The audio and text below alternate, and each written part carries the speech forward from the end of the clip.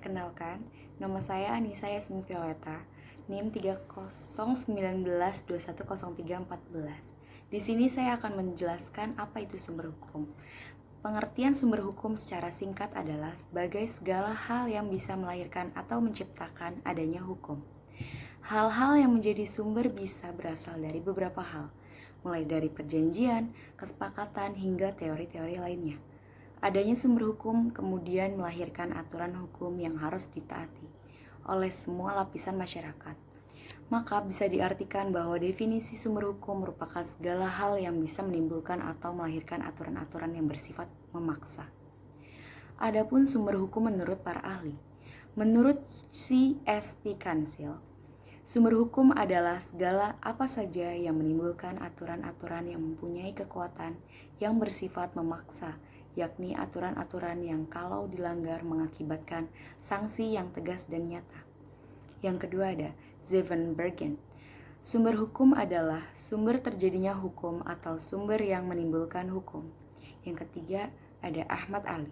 Sumber hukum adalah tempat di mana kita dapat menemukan hukum, namun perlu diketahui pula bahwa ada kalanya sumber hukum juga sekaligus merupakan hukum. Contohnya putusan hakim. Ada macam-macam sumber hukum.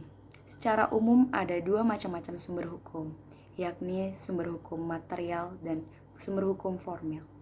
Berikut merupakan penjelasan lengkapnya. Sumber hukum material. Sumber hukum material merupakan semua norma, kaidah atau aturan yang menjadi pedoman manusia dalam bertindak. Hukum material bersumber dari pendapat dan masyarakat sesuai dengan nilai dan norma yang berlaku. Sumber hukum formil. Selain itu juga ada sumber hukum formal. Sumber hukum formal merupakan hasil penerapan dari sumber hukum material. Penerapan ini dilakukan agar semua objek hukum bisa menaatinya dan hukum bisa berjalan dengan baik. Sumber hukum formil juga dibagi menjadi beberapa, yaitu undang-undang. Undang-undang atau statut adalah sumber hukum berupa semua aturan yang mempunyai kekuatan hukum dan mengikat dan dijaga oleh pemerintah dari suatu negara di mana undang-undang itu dibuat. Undang-undang harus dipatuhi oleh warga negara yang bersangkutan. Ada kebiasaan. Kebiasaan atau custom adalah sumber hukum yang didapat dari suatu perilaku sama yang dilakukan secara kontinu atau terus-menerus sehingga kemudian menjadi suatu hal yang umum untuk dilakukan. Contohnya, sumber hukum kebiasaan adalah hukum adat dan tradisi. Berikutnya ada keputusan hakim.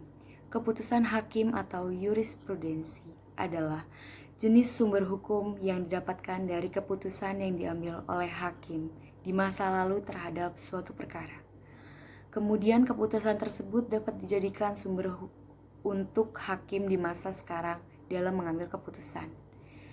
Ada juga traktat.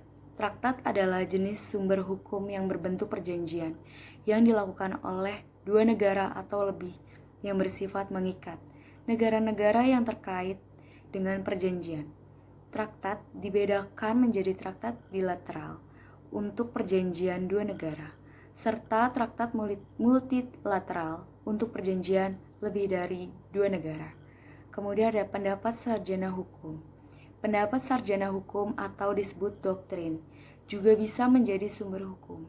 Sumber hukum ini berupa pendapat dari para ahli dan pakar, khususnya ahli hukum, yang kemudian dijadikan pedoman terhadap asas-asas penting dalam hukum beserta penerapannya. Segitu saja menurut saya. Terima kasih.